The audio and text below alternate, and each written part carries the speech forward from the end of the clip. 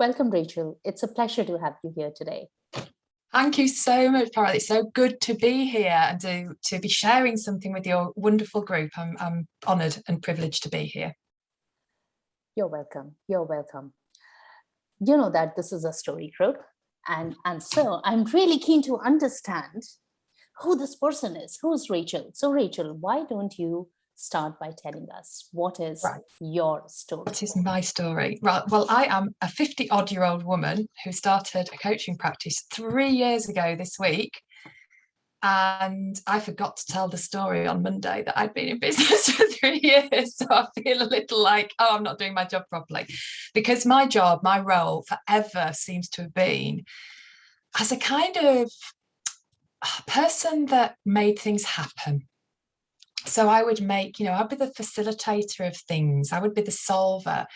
If money needed raising at school, I'd be the one that was in there raising it, and I wouldn't necessarily be at the forefront of anything, but I'd be in the middle of it.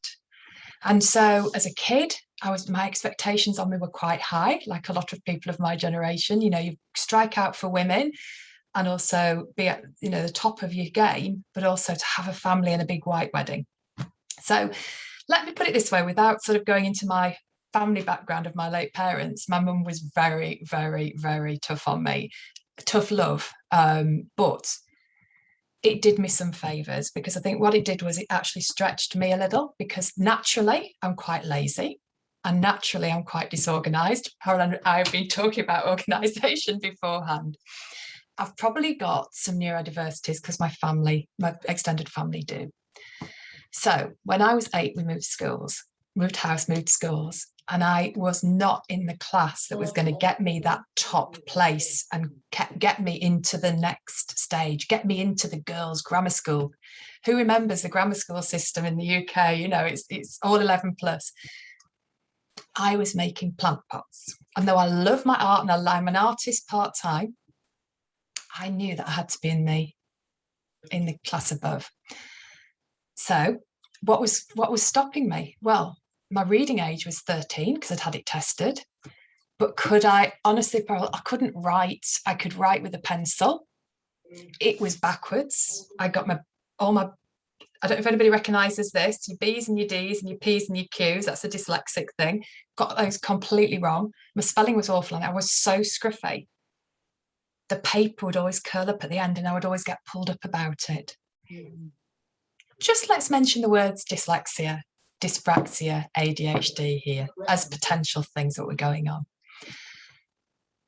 So I set myself a goal. And I wanted to get out of the class that was making plant pots, which is all we did for a term. And that was really frustrating for me anyway, because I am quite a bright kid, even though I was struggling. And I wanted to go into the other stream, as they called it. So I set myself some goals. Nobody set them for me. They were my goals. And that is what made such a difference. It wasn't anybody wanted anything of me. It was basically what I wanted. And I got there. So that year I was in what they called the B stream, guys. I'm sorry if that's an awful thing to say, isn't it? But that's where I was. The next year I went into the A stream. And by the end of that year, which was what we'd call second year juniors in my time, and I'm just trying to calculate, it's probably year 4 in UK primary, I was top of the class in the girls, because Stephen, I won't mention any last names in case he's still around, he was top of the class in the boys. And now that's motivating, because that's not only my plan was to get into that stream, but then when I realized what I was capable of, I went that extra mile. So thank you. So I guess that's the story of my life. Every time I wanted something, I didn't automatically get it, because I am an only child, and there is this thing about only children get everything they want. Well, that wasn't the case. My mum and dad weren't what you would call flash. We had a nice house, but we didn't go abroad on holidays. We didn't have new cars. Didn't spend a lot of money on anything, because there wasn't a lot of money. My dad borrowed money when I was going to sixth form to go to private school. He borrowed money for 4 years for me to go for 2 years. And when I didn't quite get the results I wanted for lots of reasons, I couldn't retake. So this is again my story, because I couldn't retake because he couldn't afford to put me through school another year. So I went to do something that I didn't want to do. I went to do architecture, which I loved the architecture itself, but I wasn't ready to do the degree.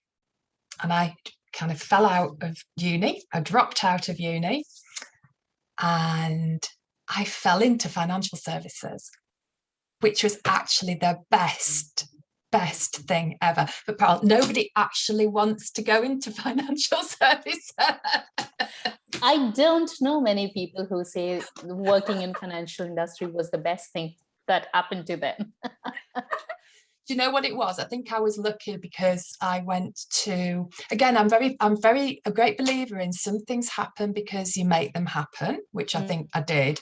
But I also think you have to use your networks. And my boyfriend at the time, who is now my husband of 30 odd years, and we've been together since 1985, he'd had an interview at this place. And he didn't want that job in the end. He's a chartered surveyor now. But he said, oh, he's a really nice guy. Because again, I might come over as really confident, but like us all, I have terrible self-doubt and I'm a bit shy, really. So I didn't want to have to kind of hawk around all these places and go, I've dropped out of uni. I wanted to be able to sort of go, oh, I'm fabulous, what have you. Anyway, I thought, oh, I can cope with going to see Bill. He sounds nice. And because I had that attitude, I just treated him like another human being instead of what I tended to do, which was, the boss or the headmaster. So there is another lesson there. It isn't just about goal setting. It's about how you treat everybody else. And everybody is actually equal.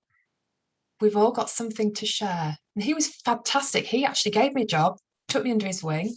I had the amazing 2-year management training.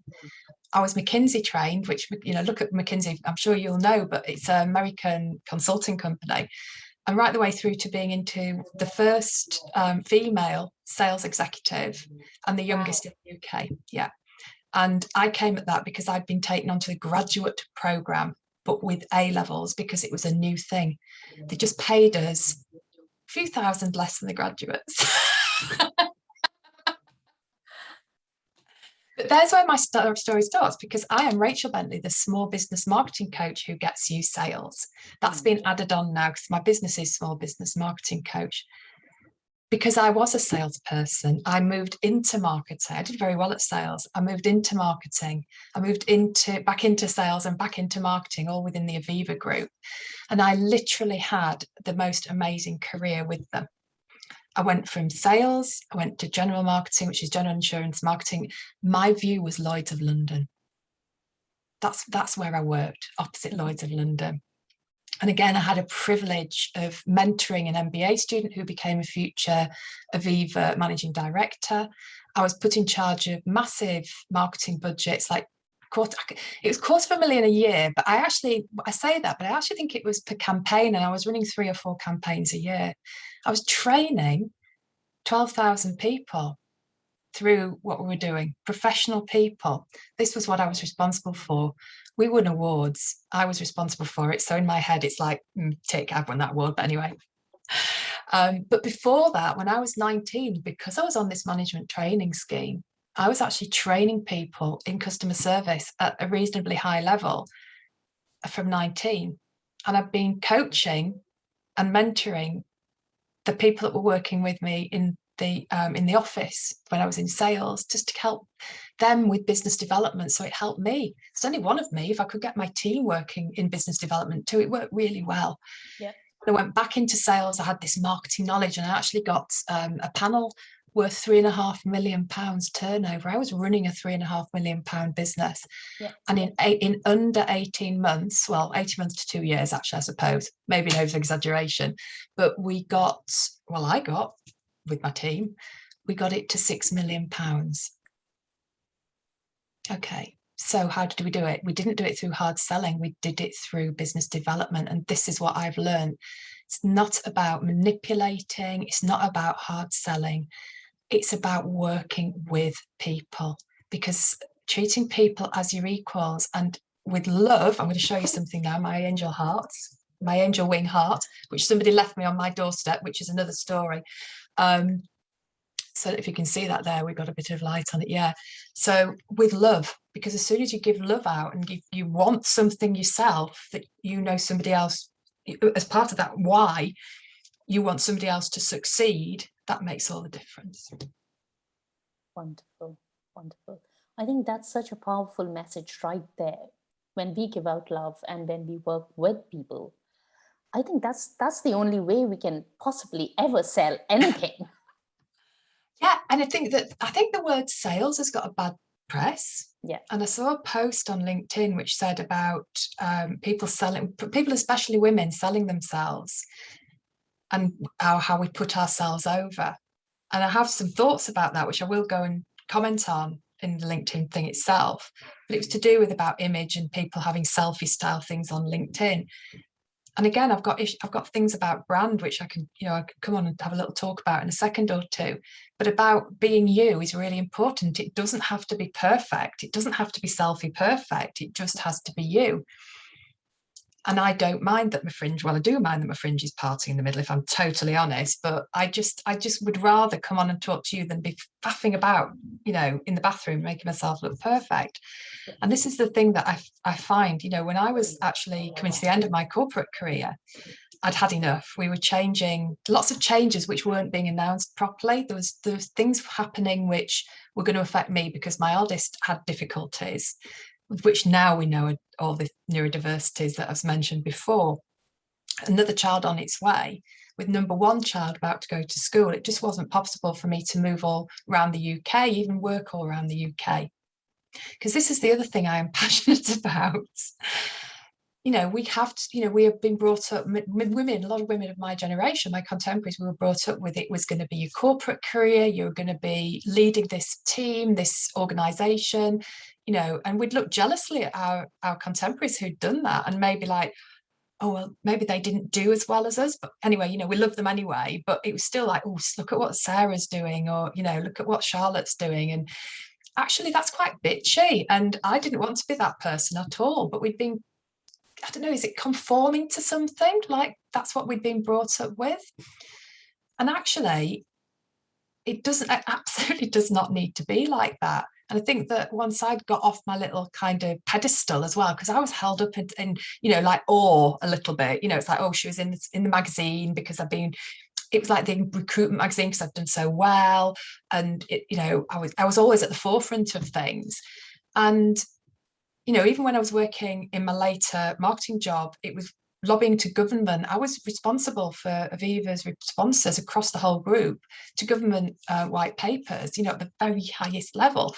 I was doing future thinking workshops. I was talking to the head of the financial services. But there's a story. I was actually having a meeting with him and I got stuck in the loo. Because I kept having these tummy problems and I'd always had them, but they were getting worse and worse. So another thing was trying to have two children travel around the country where your tummy was really not great. It wasn't working for me. And I'd also found out after many years, and we'd been talking about medical things taking years, so nothing really serious, although at one point they thought I did have something that was serious. Mm-hmm. But I'd been diagnosed as celiac with complex other things going on. So I left work, started my own small business, started another small business, worked for a load of other people in between, all the time training and mentoring other professional people. There were ups and downs, which I won't bore you all with right now because I'm going to get onto the point of what we're talking about. But just suffice it to say, I know what it's like to live with feeling rubbish like 99% of the time, bringing up kids, one of whom really did not sleep for 5 years. And I mean that. I mean, a particular 3-month period, I was having 10-minute bursts of sleep and he would be waking up. So it's like torture. And you can't operate like that. But I would not let that stop me. That was the thing. I would not let things stop me because I wanted to be that girl again that was actually, had a goal and worked for things. And that's what I've always done. And I've helped other people to do it. I was using the same techniques I'd used when I was 8, when I was 18, when I was 28, and in my 30s when I left and was working with other small businesses. And one of the things that came up over and over again was what is motivating people? Because the thing is that if you don't motivate people externally, you can motivate people externally, you can try, but unless they are internally motivated, there's no action. And I'm not, with your background, you've probably come across this lots as well. Yeah, this used to be a constant challenge in my role as a talent manager, because unless and until people want to make that change, unless and until they were motivated to make that change, no amount of rewards or recognition or growth opportunities or anything for that matter would work. Nothing mattered. I know, and I think the other thing is that sometimes it's implied upon people, not saying you, but just in my experience thinking back, sometimes reward and recognition is implied, is applied to people. This is what you get. Oh, look, aren't you lucky? You've got all these benefits. It's worth this much. And yet we haven't sold that to the person. And I don't mean in a nasty way, but we haven't got their buy-in. It's imposed upon them.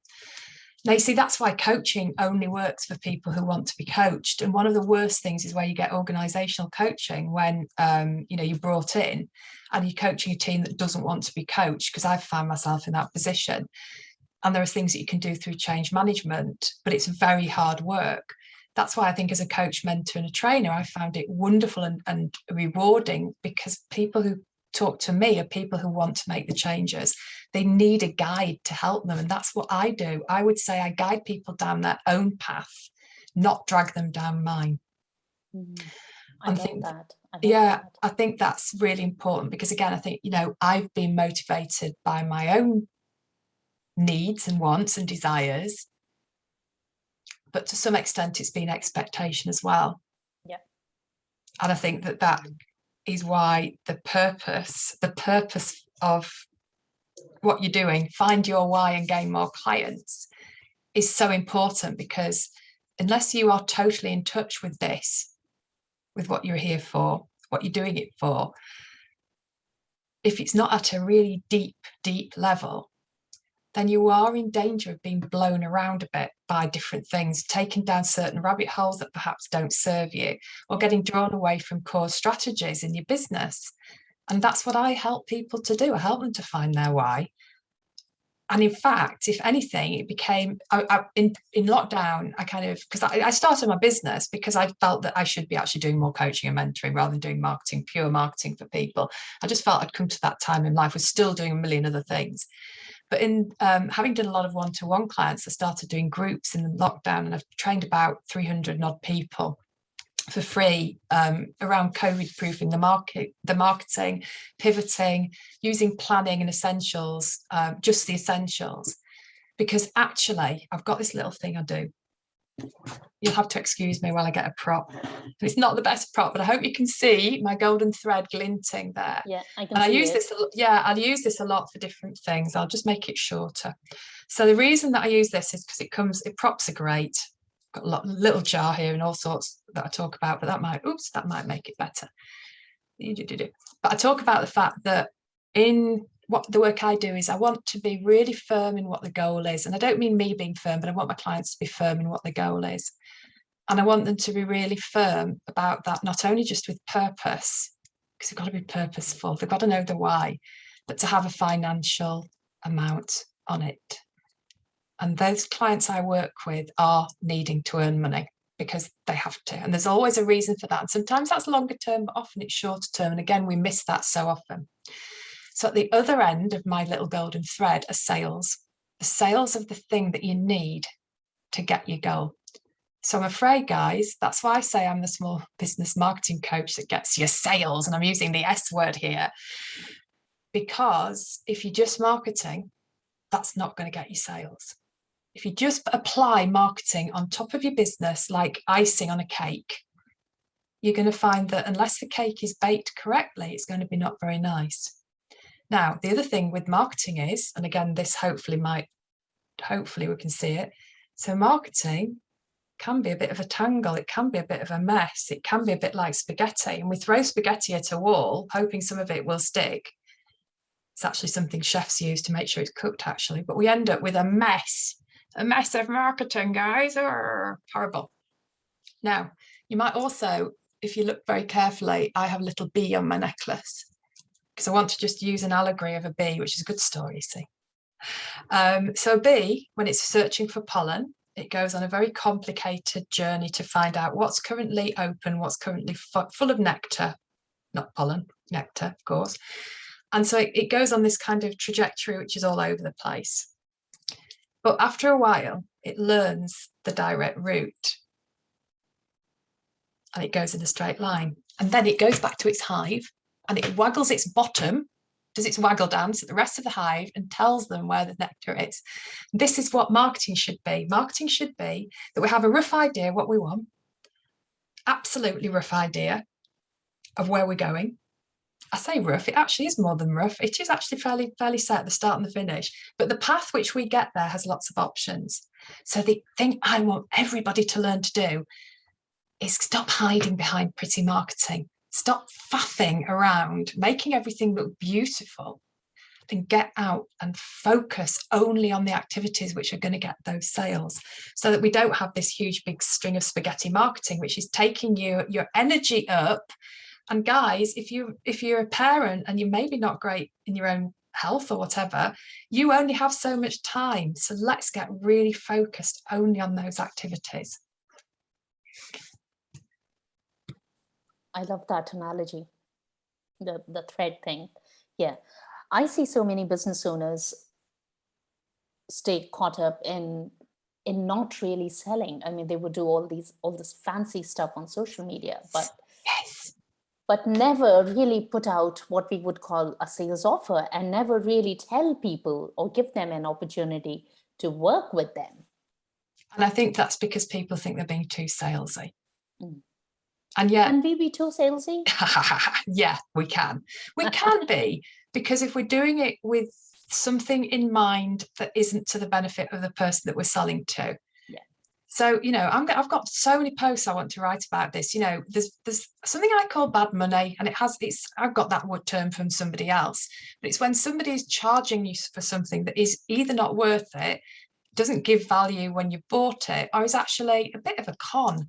And I've been doing my books because I've got to do them by the end of the week. And I went back over some of the things I've done and bought. And I think to myself, well, that wasn't worth it. That wasn't worth it. And yet I'd gone through a really powerful sales funnel for some of them. And you kind of look at yourself, you feel a little bit ashamed that you did it. But I just put it down to my learning, and I get as much out as possible of anything that I do spend. Never spend money I haven't got on anything. The business is totally self-funded because of that. But we all do it. We buy the wrong thing. And then that makes us feel, oh, well, we don't want to be seen in that light. But I would almost guarantee that there isn't a person on this earth who is a professional, technical person maybe, who is too salesy. That just isn't. And it's that desire to not be salesy which is stopping them make that sale. It's as easy as that. So what should we do? Should we try and just be salesy all the time? No, I don't think we do. I think we do try to align ourselves to the clients that we want. And I think that's good. It might be a good point for me just to talk a little bit about some of these things. Just so you know, I've actually got a video I've recorded in Canva for a presentation, which I can, because I can do this as a presentation, this kind of not the whole thing, but the sort of essentials. So that is available. It was a bit glitchy when I played it this morning, but it's on Canva. But if anybody wants to have a look at that, I'll share a link at the end, just to get the whole kind of picture. But I think, when we've booked this session, I said that I wanted to kind of talk about aligning your purpose to your business, crafting new motivation, and getting clients coming to you without having to sell anything. Now, in effect, we have actually talked about those things anyway, which is handy. But I think when I was mentioning about helping people COVID-proof their marketing, I don't, let's face it, sort of in the last more than 18 months, because before that we had things like the wildfires in all over the world. We've had flooding in this country. I I think we can control what we can control.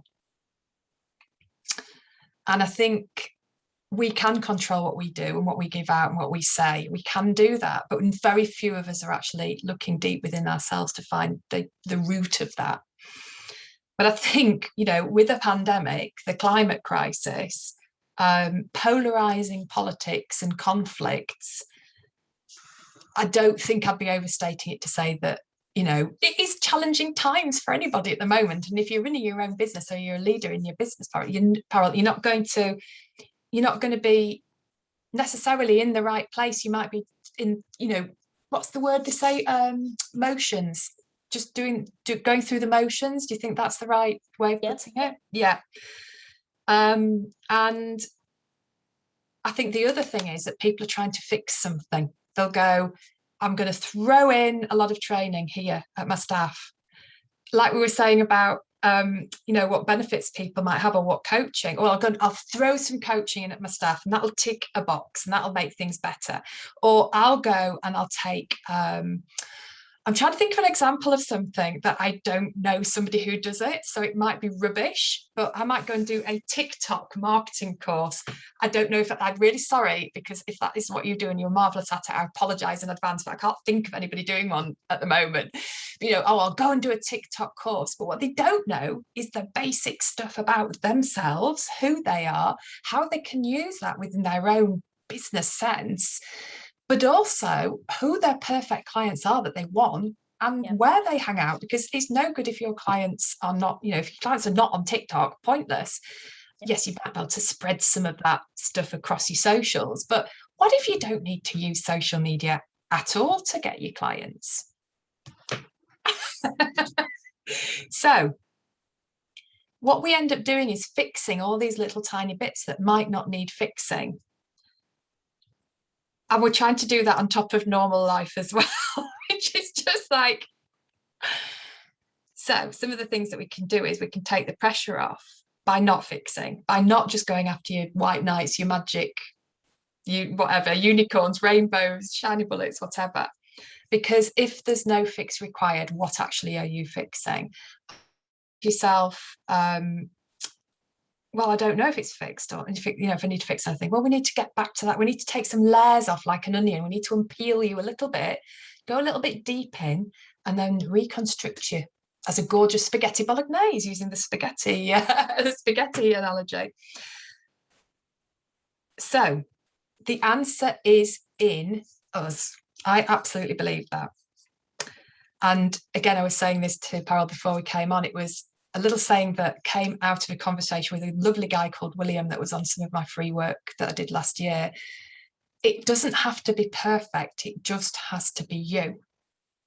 So let's stop. Thank you. Yeah, I'm doing a little curtsy. So the deepest part of what you're about, if you can if you can tap into that, it's called intrinsic motivation. And again, we were talking about what with coaching, if, you know, trying to motivate somebody that doesn't want to be motivated, that's extrinsic motivation. Yes, it can work, but it's been proven to not work as effectively as intrinsic. So in and X, so interior, inside you. And this is where, if we can align your purpose with your business, because you, my dears, are probably the face of your business, even if you think you're not, you are.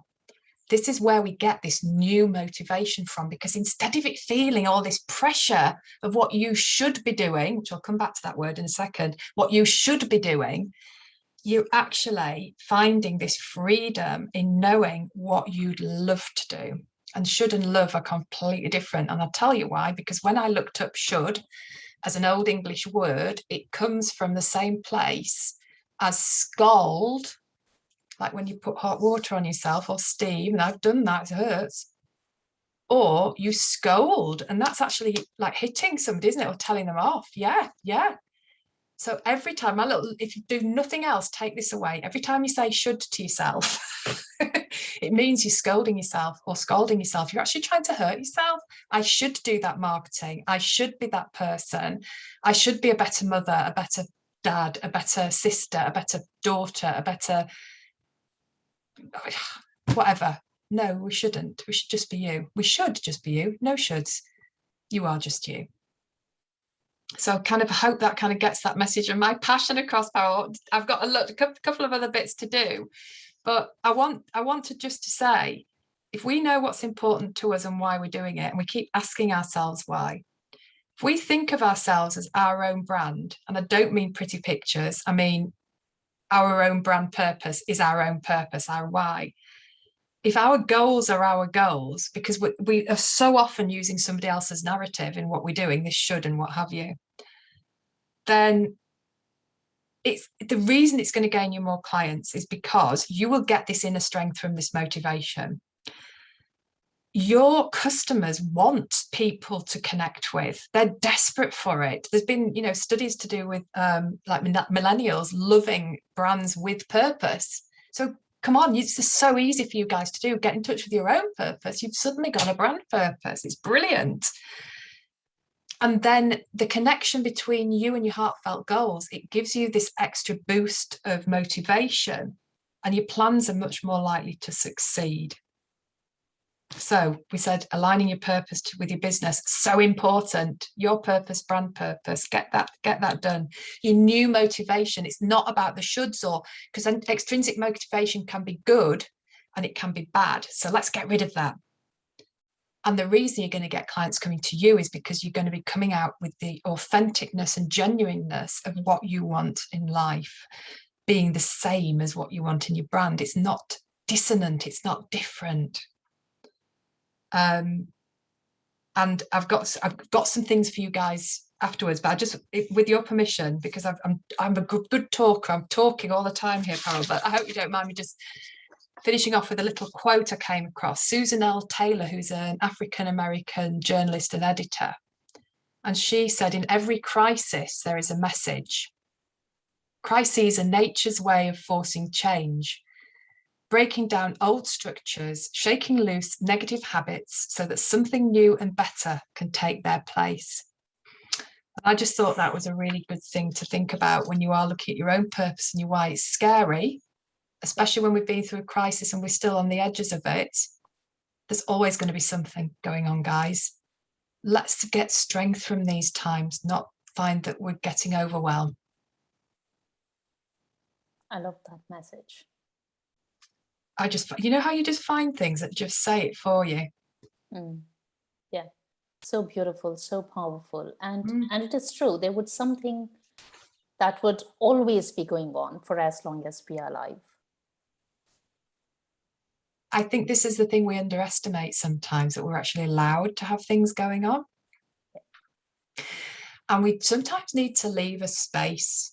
We need to leave that space around us for the things to go on. And again, I think one of my little gifts I will offer you guys is I have a little resources site, and on there I've got a 24 square simple time-saving exercise. And it isn't saving time in the sense of, oh, I'm going to make your life so much easier. What it's going to do is potentially save your time, because you're not going to be faffing about on the things you don't need to do, because you think about your goal, think about the time you have in your business, and then we make it real. We can't be taking 45 hours or 80 hours of time if you've only got 20. So that's something that I will mention in a second. The other thing I've done is I've got a Plan Essentials little guide, which is very allied to this whole message. And that's in the same place. It's also where I keep my socials. So that's really easy to find. It's just bit.ly, bit.ly, and then it's forward slash, and then in capitals, it's RB links. So it's R for Rachel, B for Bentley, LINKS. And then also, I've done the more in-depth little recording around this subject, which is again a bit.ly code, so bit.ly / and then again in capitals FYW video. So F for find, Y for your, W for Y video, and that's all in caps as well. And I will come back to share those later. Parol knows I'm having to disappear off with a family thing, because this is what happens. So if I don't do it immediately, I'll do that later. But do you think there's anything that I've said there which you'd ask anything about, Carol, on behalf of the listeners or the watchers? Yes, I do have a Yeah, question for you. yeah. There was so much goodness that you shared with us today, Rachel. So much wisdom about connecting to our why and how it keeps us going. Because if we don't have that intrinsic motivation, when we meet a bump in the road, we'll just get bumped off. I love that. Yes, Yeah, like that's such a good intrinsic analogy. motivation is the only thing that'll build in that resilience when things don't go our way or things don't go according to the plan. So I think it not just gets us started, but it also keeps us going. I think I'd meant to have another quote actually about that, and it was something I've tidied up, so I can't now find it. But it was along the lines of, by knowing your why and being really deeply aligned to your purpose, no matter how hard things get, you keep on going. And there was a guy called Viktor L. Frankl, who's you can look up, but he was a Holocaust survivor, and Yeah. he'd basically talked a lot about that, sort of the power, that why did some people survive and some people didn't, even though they were just as bad. And you know, whether he's right or not, but he sort of like referenced an earlier psychologist, I think it was.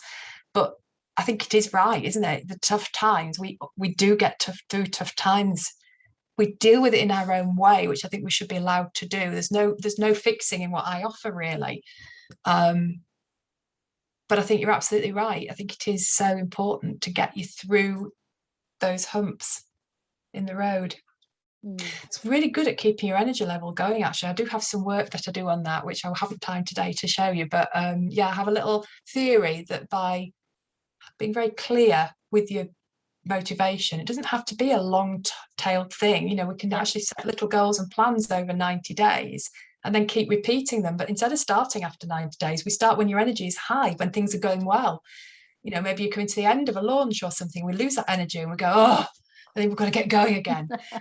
You know, literally the bumps in the road. And actually one of my theories is that if we can keep on going, like I've been a publisher, I've owned a magazine, you know, we start talking to advertisers way before we've even published the last one, you know, for the next one. And we do that naturally if there's a cycle in our business, but we can actually put cycles into our business to help us do all of this. Because the other important thing is that our why doesn't sit on its own, or our sales and our marketing. We actually have to review and refine and reward ourselves. So there's Rachel's 3 R's there: the review, refine, and reward that goes with it. So there's a whole lot of other things I do with people. But I think it always starts with this. And I've felt that it was really important to get that message out, that actually it doesn't have to be anything fancy. It's not about marketing at all at this end. But yet it is, because in my corporate life, what did we do? We actually had to decide what our business mission was, our vision, our values, our goals as a corporation, huge, massive corporation, which then fed into everything else we were doing. If it's good enough for Aviva, guys, it's good enough for us. Absolutely, absolutely. Rachel, you have got to tell us, how can people experience this goodness by working with you? Do you have something going on? How can they get in touch? Yeah, so again, I'm really happy if you want to sort of link up with me. So go over to bit.ly links, bit.ly RB links, and have a link up with me. You can sort of follow me in my social world. And I'm not perfect at that by any means. So, you know, my little social unworld. If you would like to reach out to me, I'm clearly in this group and very happy for you to name check me or come on to messages. If you want to keep that private, you can message me at rachel@smallbusinessmarketingcoach.net, the biggest email in the world. But what I'm doing at the moment is I'm building a sort of little surprise group program for the new year, which is going to be looking at this whole concept of a 90-day thing that you can bring into your business. So it's really well put in. Not telling that story very well, actually, am I? A 90-day thing. But it's about getting you from faff to focus at a time which is really important, the beginning of the new year. I'm already working with people one-to-one on that. And that's, I call that So Marketable, because we're actually looking at the individual being marketable. And I also do work with, I work with Leeds Beckett University business school as a business mentor. So I'm getting some work from them at the moment. So I do have limited space on my one-to-one program. But I can talk to people about the way I work that if anybody's interested, because that could be, I can literally start with people in the next couple of weeks on that if you're desperate to get over the bumps in your own road, and I can help you get over them, but I'm not going to take over, guys. It's your journey. I love that. I love that. As coaches, we must remember that it's their journey. We must not take over. And sometimes it's quite difficult. And people know when I'm desperate to do it, but I do warn them before I start. I say, I do reserve the right of leaving you your room to make your decisions. But if you're struggling, I've got the experience that I can put my hands through and give you a little bit of a help. Because we talk about coaching being that mirror, but you need to be a little bit Alice in Wonderland sometimes and be able to actually give them the hand. Not do it for them, but give them the hand. But yeah, thank you. Really appreciate the time today. Thank you so much. You're welcome. And thank you so much, Rachel, for coming and talking to us today. It's been a pleasure. And maybe if at some point in the future we grab our own cup of coffee, I would love to find out more about what you do as well, Farrell. Because I do follow you in here, of course, but I think, it's so nice seeing the behind the scenes as well. So hopefully sometime. But thank you very much indeed. Thank you, Rachel. Thank you so much for coming and sharing your wisdom with us today. Thank you.